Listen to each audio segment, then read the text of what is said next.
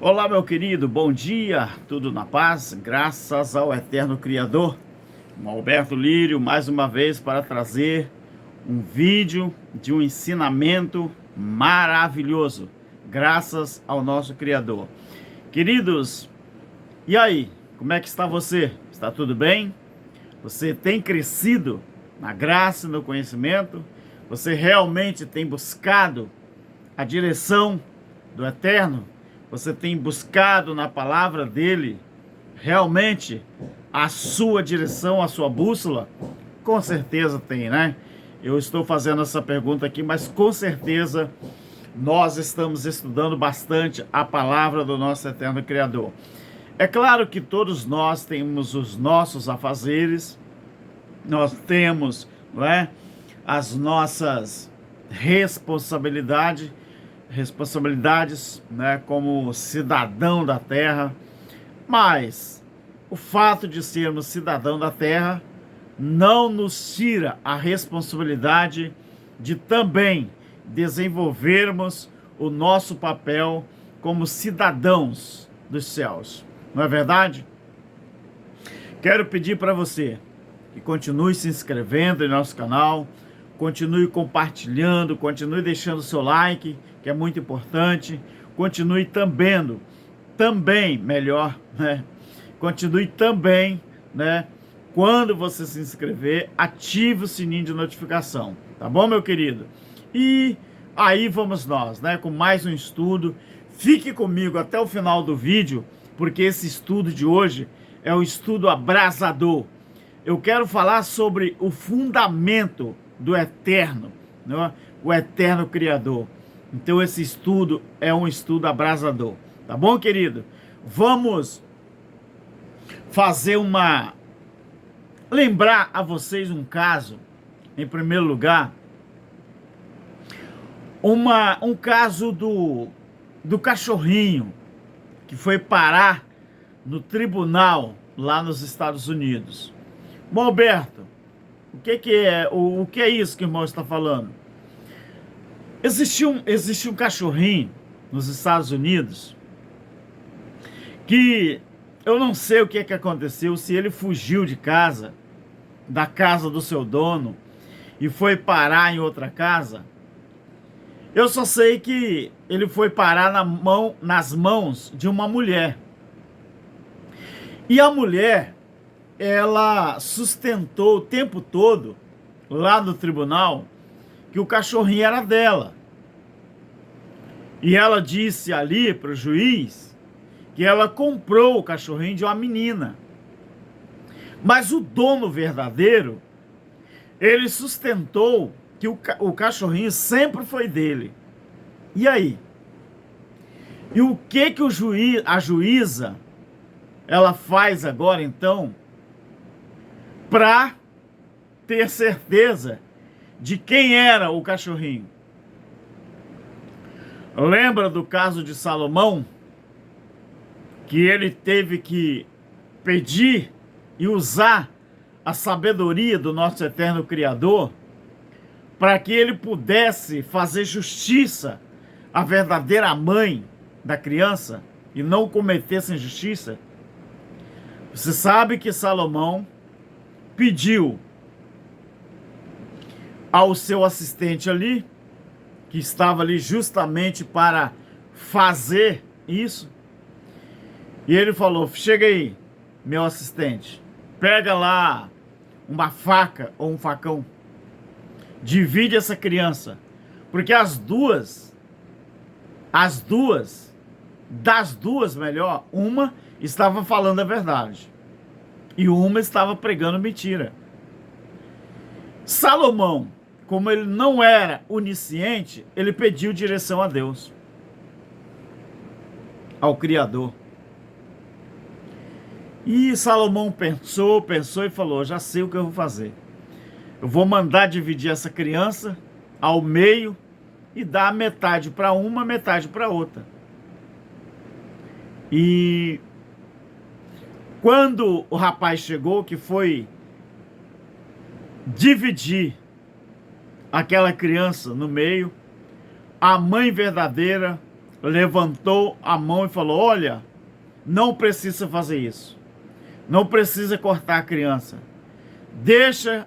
Entrega a criança para ela, porque ela com certeza vai cuidar bem da criança. E Salomão pediu ao rapaz: vai e entrega a criança a essa mãe que se levantou para não deixar o filho ser cortado. Essa aí é a verdadeira mãe. Sabedoria? Sim. Porque a mulher que estava dizendo que era mãe, mas não era, ela não se importou com a atitude de Salomão mandar cortar a criança no meio. E ali naquele tribunal nos Estados Unidos, aconteceu uma coisa idêntica. Só que um pouquinho assim, diferente do que Salomão fez. A juíza, ela se encontrou no meio de uma saia justa. E ela falou, afinal de contas, ela pensou, quem está falando a verdade? O homem que disse que ele sempre foi dono do cachorrinho, ou essa mulher que está falando que comprou esse cachorrinho e o cachorrinho é dela? A juíza pediu alguém para trazer o cachorrinho e soltar o cachorrinho no meio da corte, no meio da sala. Como estava o senhor na frente da juíza e a mulher. Quando a assistente da juíza soltou o cachorrinho foi direto, lambendo o senhor, o moço, que na verdade era o seu verdadeiro dono. Por que que o cachorrinho não foi em direção à mulher? O cachorrinho reconheceu que o seu verdadeiro dono era aquele senhor. Com certeza, o cachorrinho lembrou de quê? Do carinho, do alimento, vamos dizer assim, da acomodação que ele teve. Então a juíza, ela fez esse gesto justamente porque ela usou a inteligência e a sabedoria. Então, querido, nessa palavra, eu quero começar aqui esse estudo. O fundamento do eterno. Por isso que eu disse que esse estudo é abrasador. Eu me lembro de uma passagem em Isaías, no capítulo 1 e versículo 3. Lá diz assim: o boi conhece o seu possuidor, e o jumento a sua manjedoura, ou a manjedoura do seu dono. Mas Israel não tem conhecimento, o meu povo não entende. O eterno Criador está fazendo uma reclamação com o seu povo Israel. E ele está comparando Israel como alguém que não conhece a sua manjedoura, como alguém que não conhecia melhor o seu possuidor, ou seja, o seu dono.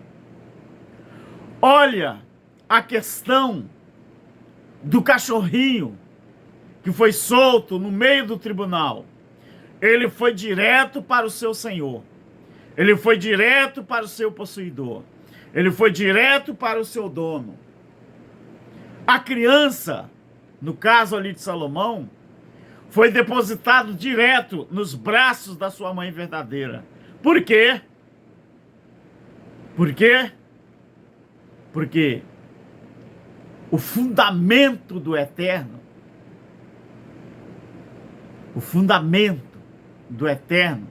sabe o que é? Conhecer. E eu vou te mostrar isso na palavra. Às vezes você pode me perguntar assim: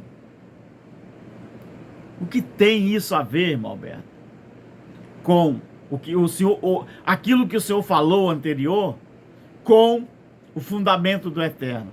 Bom, Uma coisa eu quero te explicar. Eu não sei quanto tempo essa senhora ficou com o cachorrinho. Eu não sei. Mas este animal, ou este fato, ele não apagou da memória do animalzinho a imagem do seu dono. Eu não sei quanto tempo que essa senhora, que não era a dona legítima do cachorrinho, ela ficou com o animal. Mas o tempo que ela ficou com o animal não apagou da memória do cachorrinho quem era o seu verdadeiro dono. Então o eterno Criador, ele disse em Isaías 1:3, o boi conhece o seu dono. O boi, ele conhece o seu possuidor. Mas Israel não tem conhecimento. O jumento conhece a manjedoura do seu dono, mas Israel não tem conhecimento. O meu povo não entende. Então, meu querido, uma coisa eu tenho certeza, e você observa isso aí. No versículo 25 do capítulo 17 de João, olha o que diz aqui, coisa interessante. No versículo 25 do capítulo 17 de João. Abra sua Bíblia aí. Capítulo 17 e o versículo 25. Olha que bonito e interessante. Pai justo, o mundo não te conheceu. Pai justo. E Yahshua, filho, na sua manifestação, ele está fazendo um clamor, uma oração ao eterno Criador. Manifestação de Pai. Pai justo, o mundo não te conheceu, mas eu te conheci. E estes, se referindo aos discípulos, ao povo que caminhava com ele, e estes conheceram que tu me enviaste. Agora compare esse versículo 25 com o versículo 3 do mesmo capítulo 17 de João. Ora, a vida eterna é esta, que conheçam a ti, o único Deus verdadeiro, e a Jesus Cristo, a quem enviaste. Pai justo, o mundo não te conheceu, mas eu te conheci, e estes conheceram que tu me enviaste. Ora, versículo 3 agora, a vida eterna é esta, que conheçam a ti, como o único Deus verdadeiro, e conheçam também a mim, a Jesus Cristo, como aquele que tu enviaste. Veja bem, meu querido, o quanto é importante conhecer tanto o Pai quanto o Filho. De acordo com o versículo 3 do capítulo 17 de João, o que define a vida eterna nos filhos do Eterno é conhecer o eterno Criador e o seu Filho como enviado dele.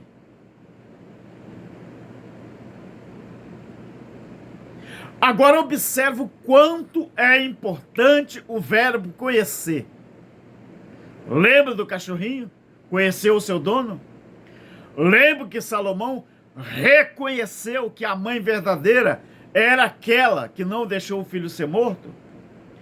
Veja que o Yahshua, ele está falando que conhecer o Eterno e o Filho é a base para se obter ou para se ter a vida eterna. E conhecer aqui é saber. Preste atenção, querido. Conhecer aqui nos arremete a saber. Saber, conhecer, reconhecer. Em 2 Timóteo, no capítulo 2, em 2 Timóteo, no capítulo 2, olha que interessante aqui, uma coisa muito importante que nós temos que observar, e você deve prestar muita atenção nisso aqui. Deixa eu achar Timóteo aqui, em primeiro lugar, e depois eu vou pedir para você nos acompanhar. Como eu ainda não tenho o recurso, né, do Data Show, 2 Timóteo, achei. Capítulo 2, versículo 18 e 19. Olha só. Isso aqui está falando, o contexto é sobre obreiros aprovado ou não na época do apóstolo ou dos apóstolos. 2 Timóteo, capítulo 2, 18 e 19. Estes se desviaram da verdade, dizendo que a ressurreição é já passada, e perverteram a fé que tinham alguns. Veja o versículo 19. Todavia, portanto, porém, todavia, o firme fundamento de Deus permanece, tendo este selo. Olha o selo do fundamento do eterno. 2 pontos. O fundamento do eterno, do Criador, ele permanece tendo este selo. Qual o selo? Porque falou este selo. Qual é o selo, então? O Senhor conhece os que são seus. E qualquer que profere o nome do Senhor, aparta-se da injustiça. Qual é o selo? Qual é o selo do fundamento do eterno? O eterno, o fundamento, o selo dele é conhecer os que são seus. Ou seja, o eterno conhece os que são seus. Grave isso aí que eu vou te dizer. O eterno, ele não te conhece pelo que você faz. Ele te conhece pelo que você é. O eterno, ele não te conhece porque você frequenta uma religião. O eterno, ele não te conhece pelo fato de você pertencer a uma denominação. O eterno, ele não reconhece você como filho porque você deu 2.000, 5.000 reais por mês de dízimo. O eterno, ele não te reconhece porque você faz campanhas nos montes. O eterno, ele não te reconhece porque você veste um terno de 10.000 reais. O eterno, ele não te reconhece porque você mora no apartamento no 20º, no 30º andar. O eterno, ele não te reconhece porque você anda de Land Rover. Ele não te reconhece porque você anda de Ferrari. Ele não te reconhece como filho porque você mora na melhor cidade, no melhor país, no melhor estado, no melhor litoral. Não. Ele te reconhece como filho porque você o reconhece como pai e reconhece o filho. Ou eu estou inventando alguma coisa? Versículo 3 de João 17. A vida eterna é esta, que reconheçam a ti como o único soberano e ao seu filho como enviado de ti. O eterno é aquele que te reconhece pelo que você é e não pelo que você faz. E a Bíblia, quanto mais você estuda, mais ela vai te libertando das falácias da religiosidade. Quantas pessoas que estão adjetivando a Bíblia teorizando a Bíblia para continuar enganando as pessoas. Mas eles não tardam por esperar, porque o ano que vem está para acontecer. Ano que vem não, talvez comece ainda esse ano. Vai começar a ser pintado os muros, alguns muros aqui no Brasil, e vai começar pelo estado, o estado mais rico da Confederação.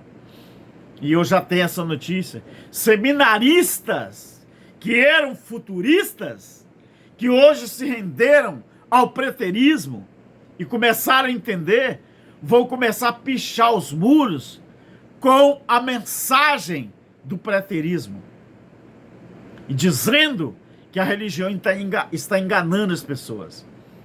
Querido, olha que bonito. E isso aí não é negativo, não, isso é positivo. Então veja bem, querido, que o Eterno, ele reconhece você como filho, porque o fundamento do Eterno, o selo do fundamento dele, é conhecer aqueles que são seus. No capítulo 19 de Apocalipse, do versículo 7 até o 10, nós vemos aqui a festa das bodas do Cordeiro, que foi o juízo do ano 70. Então, nós observamos aqui, que aqui, nesse capítulo 19, está registrado o casamento do Cordeiro com a sua esposa. Antigamente, na lei, era Deus com Israel física. Em graça, o namoro começou quando o filho do Eterno Criador desceu para eleger uma nova esposa, Nova Jerusalém. E durante o tempo do namoro, antes de Jesus morrer, Yahshua, ele só namorava. Na cruz, quando ele morre, quando ele ressuscita, ele fica noivo. E quando ele ressuscita, até ele voltar para a eternidade, ele fica 40 dias. Foi o período do noivado. Mas ele prometeu de retornar para casar com essa menina, que já era então a Israel espiritual, Nova Jerusalém, a igreja. Então, tirando da cultura judaica, em que o rapaz ele ia desposar uma menina, mas depois ele ficava de 2 a 3 anos longe dela, até o dia dele voltar para buscar ela com um contrato do Ketubá na mão. Ketubá. E quando ele reencontrava essa menina, então ele casava.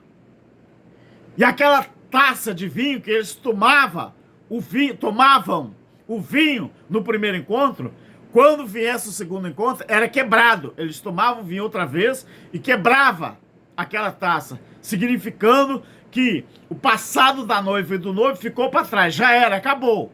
Por isso a Bíblia diz que nós vivemos um novo e vivo caminho. Por isso que o Eterno Criador falou: dos seus pecados não me lembrarei mais, nem das suas iniquidades. Por quê?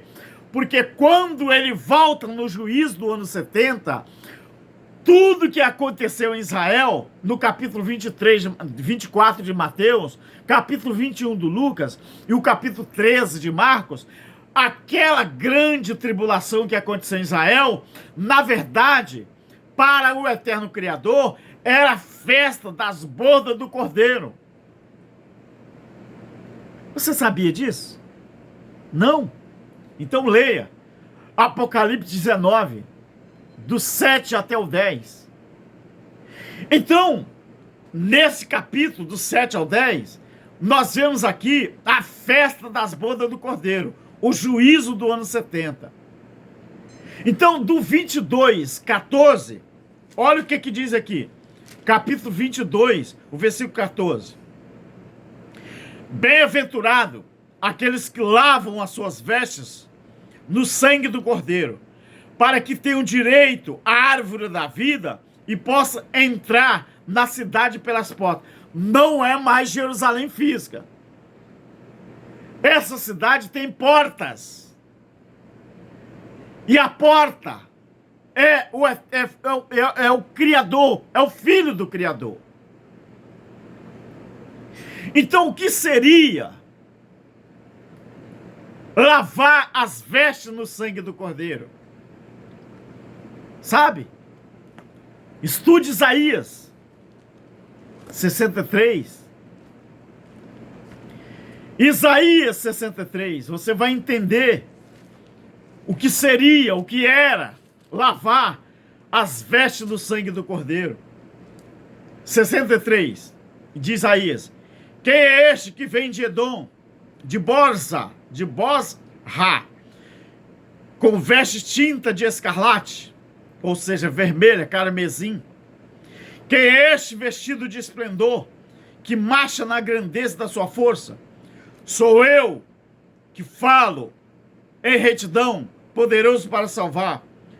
Porque estão vermelhas suas vestes. Isso aqui era uma profecia de Isaías, uma descrição da luta que o Eterno teve ali no ano 70.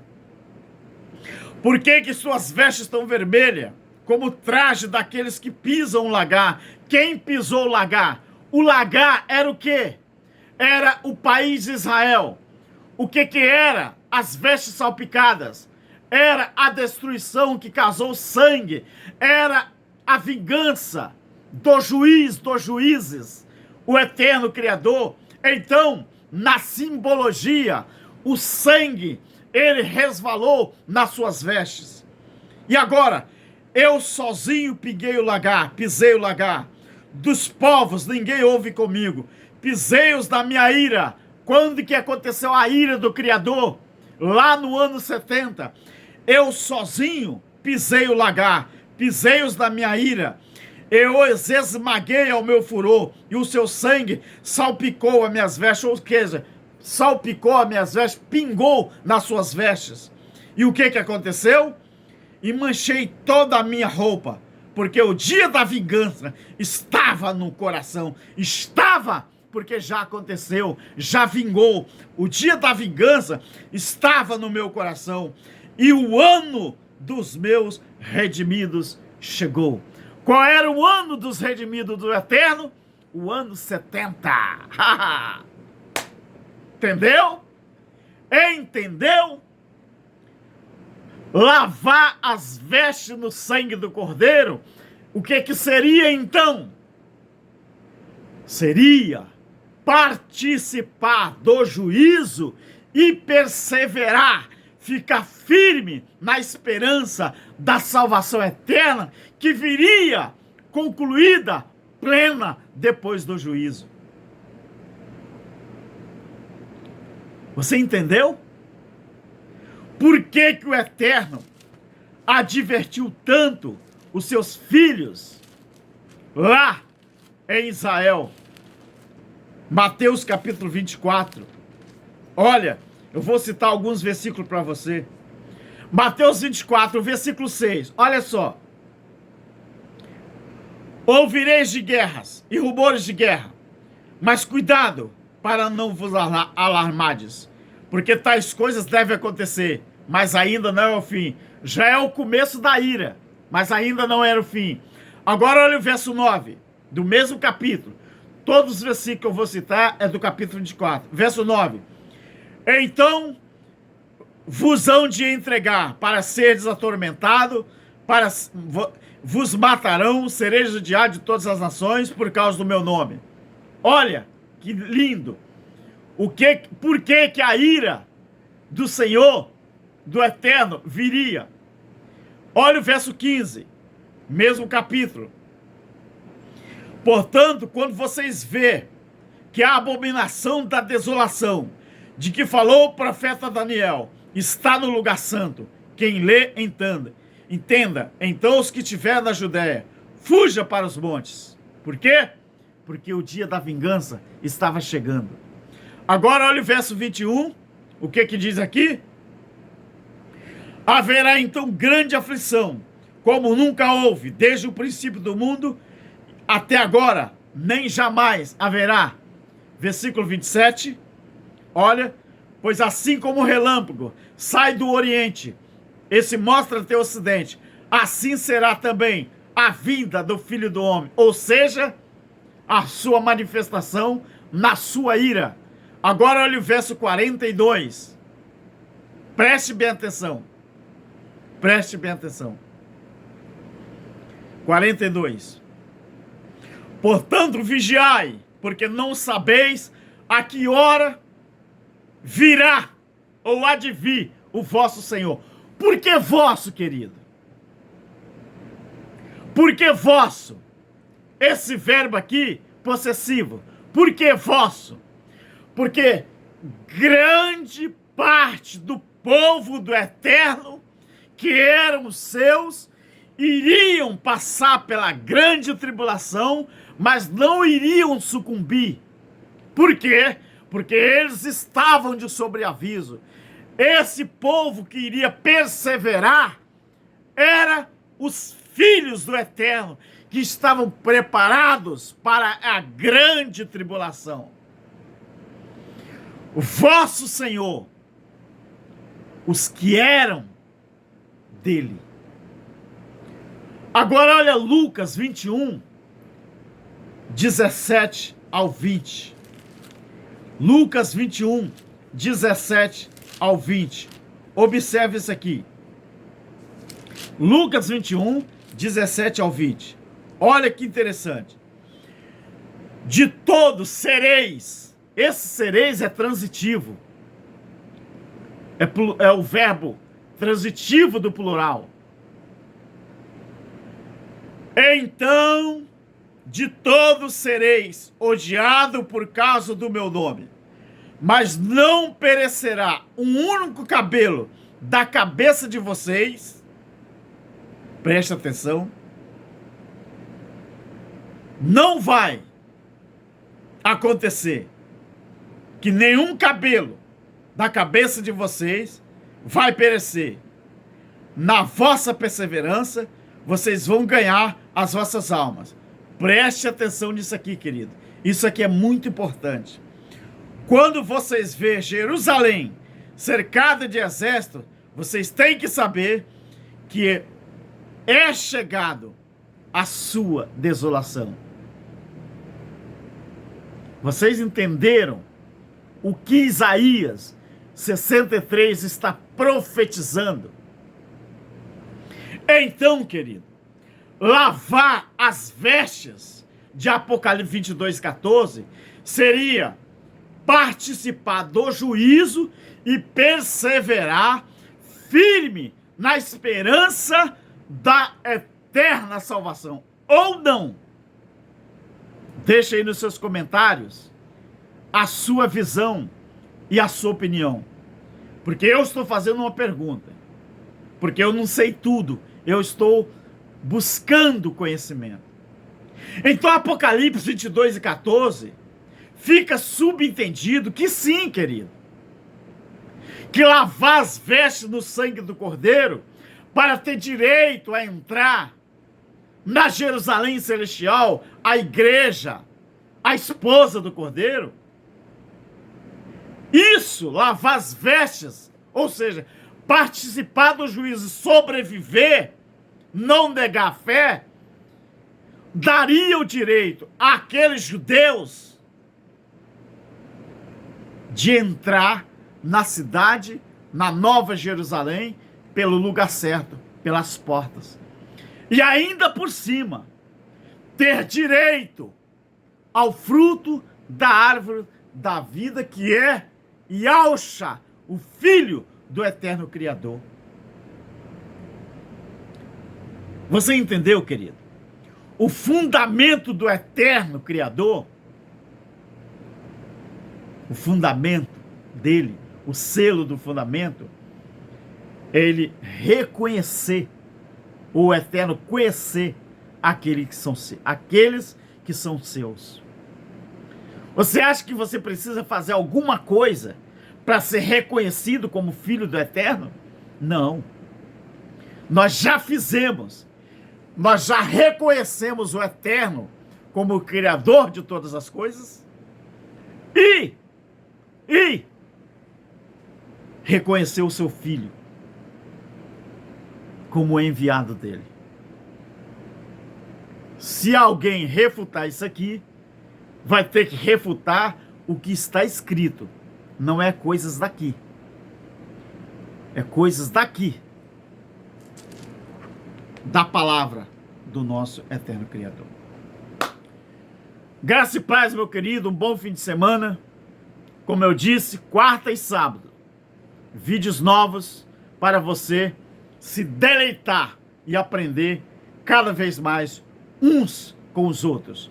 Porque de mim mesmo, eu sou apenas um instrumento, assim como você é, que estamos divulgando a mensagem do Evangelho eterno do nosso Criador. Amém? Graça e paz. Amém.